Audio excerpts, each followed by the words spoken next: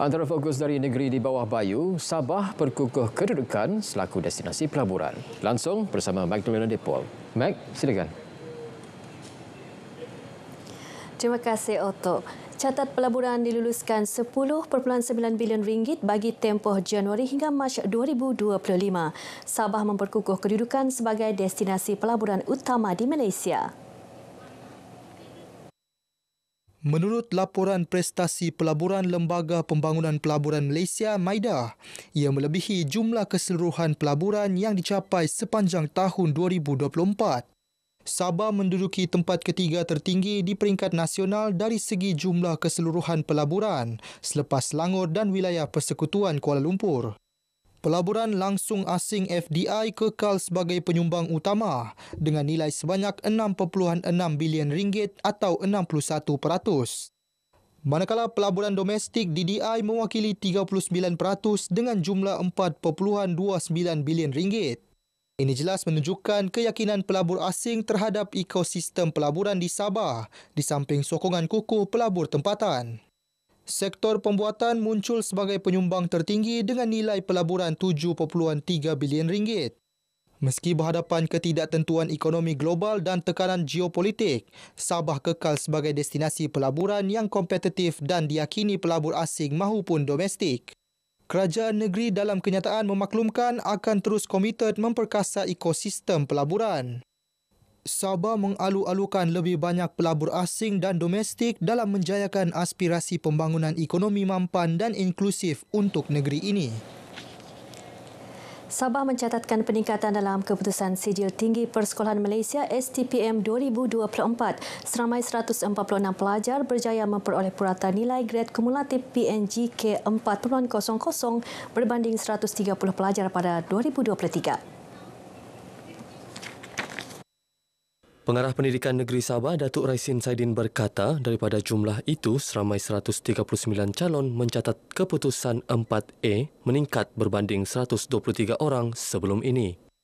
Daripada jumlah itu, seramai 103 calon terdiri daripada golongan B40. Beliau bercakap dalam majlis pengumuman keputusan peperiksaan STPM tahun 2024 di Menara Kinabalu. Antara daerah yang mendapat PNGK tertinggi adalah Sipitang 3.01, Kunak 3.0, Sempurna 2.98 serta Tawau dan Penampang masing-masing 2.97. 11 buah pejabat pendidikan daerah PPD berjaya melepasi PNGK kebangsaan iaitu 2.85. Seramai 8,007 pelajar menduduki peperiksaan tersebut. Dalam perkembangan sama, yuran calon B40 untuk peperiksaan MUET dibayar sepenuhnya oleh kerajaan negeri yang menerusi bantuan yuran peperiksaan MUET untuk pelajar B40 Bayu yang diperkenalkan melalui Kementerian Sains, Teknologi dan Inovasi.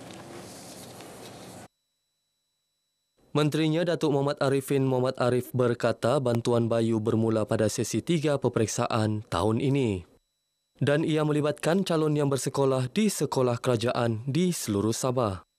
Tahun ini yang terbaru kita ada mengumumkan inisiatif yang terbaru untuk bayaran kepada yuran anak-anak yang menduduki peperiksaan MUIT. Malaysian University English Test yang mana kita akan tanggung semuanya. Beliau ditemui media pada majlis pengumuman keputusan peperiksaan Sijil Tinggi Persekolahan Malaysia STPM tahun 2024 di Menara Kinabalu. Dalam pada itu, seramai 146 calon STPM 2024 yang cemerlang turut diberi bantuan RM1,000 seorang. Kesemua pelajar tersebut ditawarkan beasiswa kerajaan negeri secara percuma. Gajah Borneo tidak sesuai dipindahkan ke luar negara. Demikian menurut Menteri Pelancongan Kebudayaan dan Alam Sekitar Datuk Seri Panglima Chris Jalil berkenaan cadangan beberapa pihak dari zoo luar negara. Tegas beliau, kerajaan negeri komited memperkukuh usaha pemeliharaan dan konservasi spesies tersebut menerusi Pelan Tindakan Gajah Negeri Sabah 2020-2029. Ia termasuk melaksanakan kerja-kerja penyelamatan, pemulihan habitat serta penambahbaikan pusat-pusat pemeliharaan sedia ada. Right now, we are in the middle of actually upgrading a lot of the elephant centres facilities. I have just been to Sandakan, the sanctuary there, elephant sanctuary. I've been to everywhere, Kinabatangan River there, also Lokawi. We want to study how we can better preserve and upgrade our facilities so that these elephants can be living in a more comfortable and more preserved centres. Lebih 2,000 peluang pekerjaan disediakan. Karnival Kerjaya Mara Borneo Chapter Sabah 2025 mendapat sambutan lebih 1,000 pencari kerja di sekitar Kota Kinabalu. Wartawan Fadli Ishak ada perkongsiannya.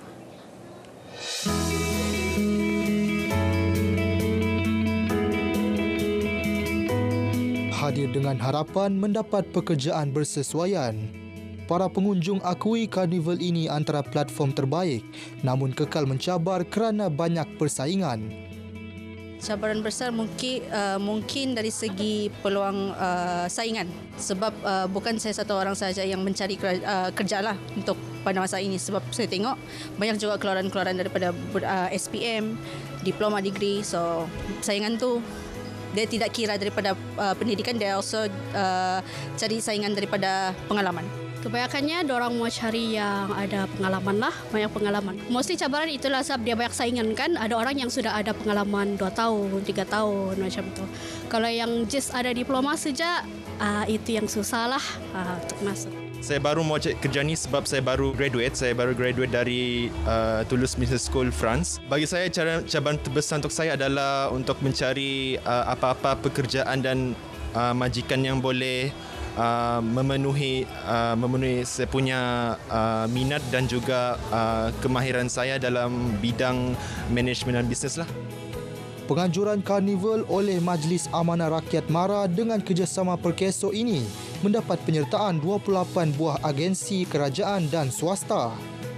Kriteria-kriterianya adalah mereka ni sebenarnya sanggup untuk bekerja jauh di pedalaman, sebab projek SSR2 ni adalah projek baru, jalan yang terletak dalam hutan sana, tinggalkan keluarga jauh-jauh dan ambil pengalaman dan peluang untuk belajar bidang-bidang baru. Kami memang mengalu-alukan kerana kami memang berminat memberikan peluang untuk mereka yang baru habis belajar, yang mempunyai background yang kami perlukan. Kriteria yang kami perlukan tidak juga banyak actually. Kami memerlukan mereka yang mesra pelanggan, yang mempunyai potensi. Sabah merupakan salah satu negeri yang mencatatkan kadar pengangguran belia tertinggi di Malaysia. Sebanyak 7.7% direkodkan dengan lebih 170,000 penganggur adalah dalam kalangan belia. Ini sebenarnya adalah inisiatif MARA yang mana untuk membantu komuniti-komuniti negeri dan juga rakyat Malaysia untuk mengurangkan kadar pengangguran. Sasaran utama kita buka kepada graduan, pelajar-pelajar tahun akhir IPTA, IPTS, dan kemudian ada juga kepada pencari-pencari kerja yang mana terkesan daripada masalah ekonomi dibuang kerja, juga kita menawarkanlah. Dan peringkat pekerjaan tu kita bermula pada lepasan SPM, CJ, diploma dan juga ijazah lah. Bagi ramai pencari kerja di sini, inilah langkah pertama untuk mengubah nasib. Bukan mudah, tapi peluang yang ada harus digenggam demi masa depan yang lebih cerah. Fadli Ishak, RTM.